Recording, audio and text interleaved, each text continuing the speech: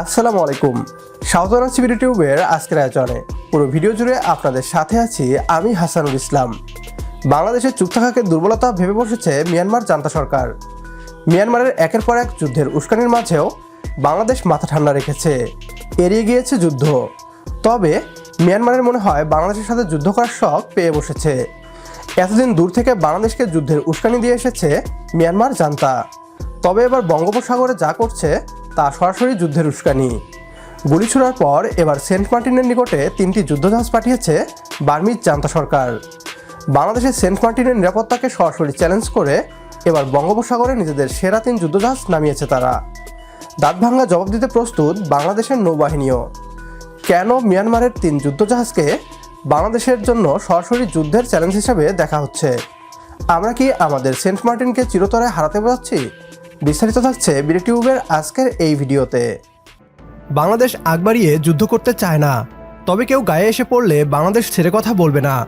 মাননীয় প্রধানমন্ত্রী শেখ হাসিনা বহু আগেই সতর্ক করে দিয়েছিলেন দুশ্মনদের। বাংলাদেশের এই নীতিকে হয়তো দুর্বলতা ভেবে নিয়েছে মিয়ানমারের জান্তা সরকার। লাগাতার বাংলাদেশকে যুদ্ধের উস্কানি দিয়ে আসা মিয়ানমার এখন বাংলাদেশের সেন্ট মার্টিনের নিকট তিনটি যুদ্ধজাহাজ পাঠিয়েছে। এর আগে মিয়ানমারের জান্তা বাহিনীর সদস্যরা বাংলাদেশি জাহাজকে লক্ষ্য করে গুলি ছুড়লে সমগ্র বাংলাদেশের সাথে সেন্ট মার্টিনের যোগাযোগ বিচ্ছিন্ন হয়ে যায়। এবার সেন্ট মার্টিনের নিকটে 3টি যুদ্ধজাহাজ পাঠিয়েছে জান্তা বাহিনী। মিয়ানমারের রাখাইন রাজ্যে মর্টার শেল বিস্ফোরণের শব্দে কাঁপছে টেকনাফ ও সেন্ট মার্টিনের সীমান্ত এলাকা। এর মধ্যেই সেন্ট মার্টিন দ্বীপ থেকে স্পষ্ট দেখা যাচ্ছে মিয়ানমারের 3টি যুদ্ধজাহাজ। সাগরে মিয়ানমারের জলসীমায় গত 2 দিন ধরে নোঙর করে আসছে জাহাজগুলো। এতে সেন্ট মার্টিন দ্বীপের বাসিন্দাদের মধ্যে চরম আতঙ্ক দেখা দিয়েছে। গত 14 জুন শুক্রবার সকালে সেন্ট মার্টিনের জেটিঘাটে দেখা যায় মিয়ানমারের 3টি যুদ্ধজাহাজ সাগরে তাদের জলসীমায় নোঙর করে আছে। বিষয়টি নিশ্চিত করেন কক্সবাজার জেলা প্রশাসনের আওতাধীন সেন্ট মার্টিনের 20 কর্মীদের সুপারভাইজার জয়নাল আবেদিন। মিয়ানমারে গৃহযুদ্ধ চলছে মাটিতে, অথচ তারা সেন্ট মার্টিনের নিকটে 3টি যুদ্ধজাহাজ মোতায়েন করেছে। নিশ্চয়ই মিয়ানমার কোনো উদ্দেশ্য ছাড়া এই কাজটি করবে না। মিয়ানমারের উদ্দেশ্য এখানে পরিষ্কার, বাংলাদেশের সেন্ট মার্টিনকে নিজেদের নিয়ন্ত্রণে নেয়া। এর আগেও তারা অনেকবার সেন্ট মার্টিনকে নিজেদের অংশ বলে দাবি করে মানচিত্র প্রকাশ করেছিল। তবে এবারই প্রথম মিয়ানমারের জান্তা সরকার যুদ্ধজাহাজ নামানোর মতো দুঃসাহস দেখিয়েছে। বাংলাদেশের মাত্রাতিরিক্ত নীরব থাকার নীতির কারণেই আজ মিয়ানমারের জান্তা সরকার এমন দুঃসাহস দেখাতে পেরেছে। মিয়ানমারের পক্ষ থেকে এখনও সেন্ট মার্টিনকে নিয়ে কোনো প্রকার হুমকি কিংবা অপারেশন করার বয়ান আসেনি।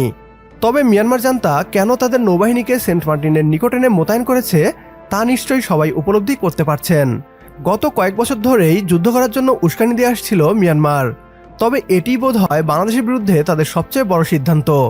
বাংলাদেশের একটি ভূখণ্ডের নিকট যুদ্ধজাহাজ পাঠানো কোনোভাবেই মেনে নেওয়ার মতো নয়।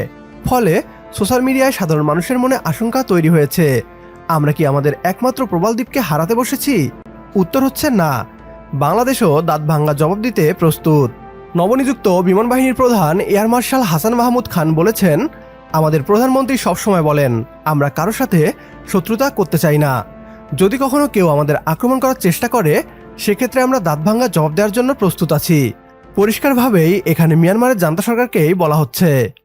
মিয়ানমারের বিরুদ্ধে বাংলাদেশের ধৈর্য এবং ধীরে চলো নীতিকে পরিবর্তন করে আক্রমণাত্মক নীতি গ্রহণ করতে হবে। বাংলাদেশের নৌবাহিনী কাগজে কলমে 1000 গুণ বেশি শক্তিশালী মিয়ানমারের নৌবাহিনীর থেকে। কাজেই সেন্ট মার্টিনের অখণ্ডতা নিয়ে ভয় পাওয়ার কারণ নেই। বাংলাদেশ সেনাবাহিনীও প্রস্তুত জবাব দিতে। তবে মিয়ানমারের মতো একটা ভিখারি দেশ যেভাবে বাংলাদেশকে হুমকি আর চ্যালেঞ্জ করছে, আমাদের জন্য তা অপমানের। মিয়ানমারকে একটা শিক্ষা দেওয়া উচিত। আমাদের সাথে যদি আপনিও একমত হন তাহলে কমেন্ট করে জানিয়ে দিন আমাদের। সেই সাথে ভিডিও শেয়ার করে দেখার সুযোগ করে দিন আপনার বন্ধুদের। তো দেখা হচ্ছে পরের ভিডিওতে। সে পর্যন্ত সবাই ভালো থাকবেন, সুস্থ থাকবেন আর বিডিটিউবের সাথেই থাকবেন। আল্লাহ হাফেজ।